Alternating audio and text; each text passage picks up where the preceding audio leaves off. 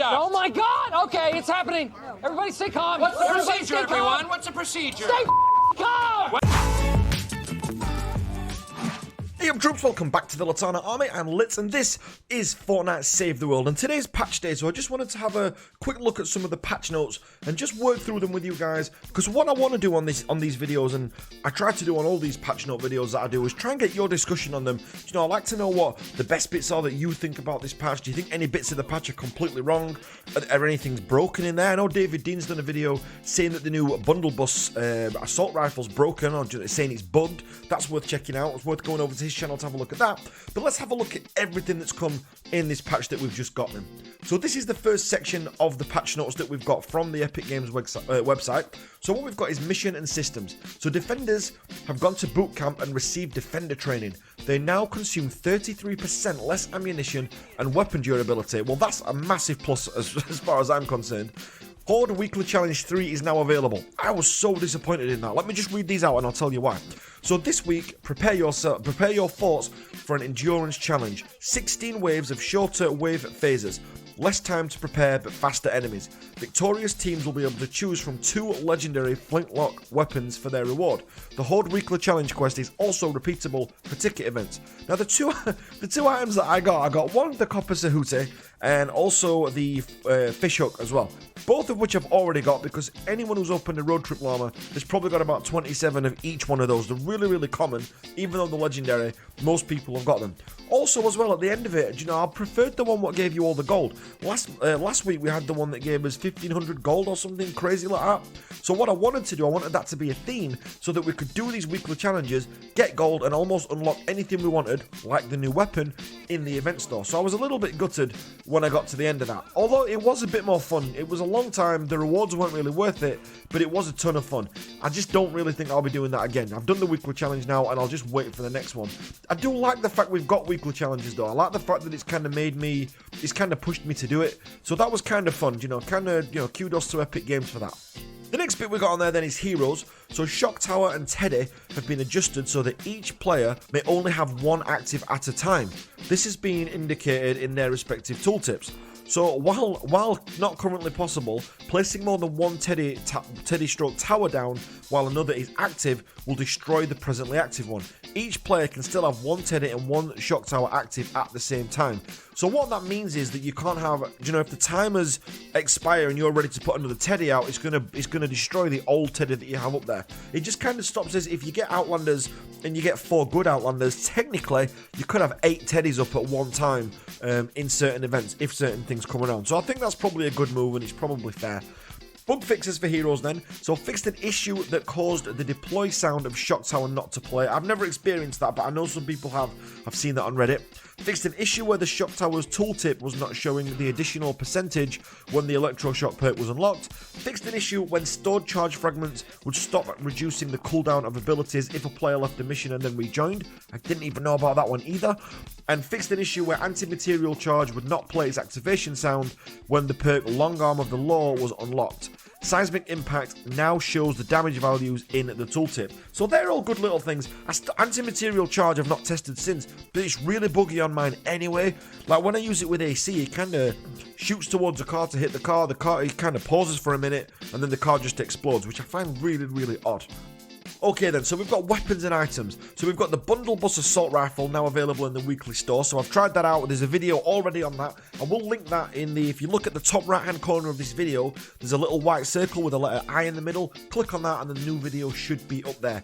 Failing that, it is at the end of this video as well. It'll be on one of the end screens, one of the end cards, because I put the most recent video always in there as well. And it says on there, a surprisingly accurate multi-barreled flintlock rifle that fires in powerful bursts. Its high damage and large magazine size help compensate for a slow fire rate and heavy kick. I didn't think it had much of a kick to it, but overall, you know, I think that's a decent weapon. You'll have to, as I said, just watch the review tab and see what you think of that. So, bug fixes. Fixed 2-star plus weapons and traps requiring training manuals instead of weapon and trap design to upgrade their rarity. Fixed audio hitching when continuously firing the Cyclone or Monsoon pistol. I really need to test out the Monsoon really soon. You've also got on there, fixed an issue where crossbows were using the wrong pose animation. This caused the weapon to be held too high and interfere with the reticle. I don't really use crossbows at all. I've got one, I collection booked it, and I'll probably never get that out again. So, you know, that doesn't matter. Zooming in with a rocket launcher will no longer cause it to take up a significant portion of the screen. Hallelujah. And then fixed an issue where the scope of a sniper rifle would remain on screen after switching weapons. I've not even heard of half of these bugs, so I think it's good that they're fixing them if people are having them. It's actually good that they're addressing them, because I don't think some of these are widespread. I mean, maybe they are, maybe I just don't know. Maybe I'm being a bit ignorant there to the bigger picture. But I've not experienced I don't think I've experienced any of those bugs.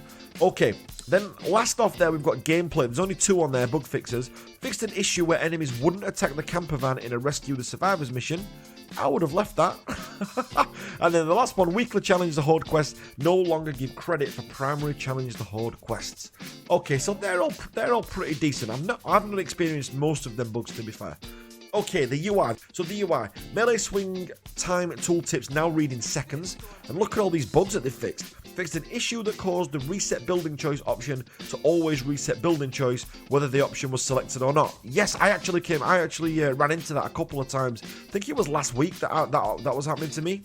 Also, fixed an issue that could cause hero abilities to appear multiple times when looked at in game. Fixed an issue where schematic modules would move around when leveling or evolving. Not had that either. Fixed an issue where trap information, amounts of traps left, would disappear when the structure it is attached to is upgraded. Yeah, that happens. I've actually had that one. Fixed an issue that caused multiple missions to appear on the selected on the map screen. Not had that either. Solo players now get a HUD notification when increasing mission difficulty. Fixed an issue that would cause players uploading into a match to be unable to vote for difficulty increases. Fixed issues with the escape key not closing item management screen or collection book after using the escape key to close a context menu. Fixed an issue where using a controller on a mission selection screen would not scroll correctly. I don't use controller, I still use mouse and keyboard. It's always my preferred. I've got a controller, I've got an Xbox controller that I sometimes use, but, you know, not really for Save the World. I think it'd be too clunky. Maybe I should try that out. You know, a mouse and keyboard player going over to controller player just to see how that kind of works and if I can still do it. The mission details header now uses the term team power instead of player power, and fixed an issue where your last selected option would reset when exiting the skill tree page. Didn't have that either. Okay, and the very, very final one then, just these little 3, got art and animation bug fixes. So water affliction damage will now correctly show on a player's chest and not on their feet. Flingers and takers will now show water affliction damage when afflicted. Oh, that's weird. I think that's good, because I always wondered why they never did that. And also fixed an issue where blue glow would not appear at a distance. Performance fixed the hitch loading into the horde zone with certain forts. I've never had that issue either. And then the last few bits, audio. New sounds for the Cyclone pistol added. That might be one worth testing out, because I've got one of those. Not leveled it up yet, but I've got a ton of schematic XP to level up. I was going to ask you guys in the Discord which weapon you want me to test out next, so maybe the Cyclone could be a good choice. Bug fixes fixed an issue where music would drop out during Ride the Lightning missions. Several UI sounds update and fixes, and fixed an issue where sounds would linger over the victory screen. Fixed an issue where anti-material charge sounds could double up. Do you know what? I think overall, you know, it's pretty good. And I know people are saying that Epic Games aren't putting enough emphasis into Save the World, but don't you think that all these bug fixes, all this effort that they're putting in, all the new things that we're getting, are all actually seeming like there is a lot of, you know, there's a lot of things coming into both games, you know, Save the World and Battle Royale.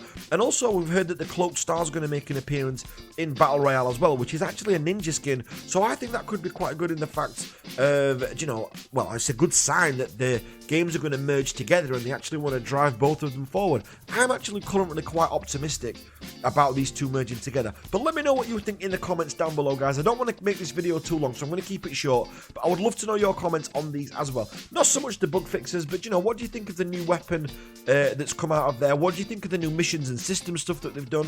And have you played the weekly challenge for Challenge the Horde? And if so, what do you think about it? But guys, massive thanks for watching. That's everything that I've got on this so far. Don't forget to hit that red button as you leave, and you're welcome to join the Discord, and I will catch you on the next video. Take care now, guys.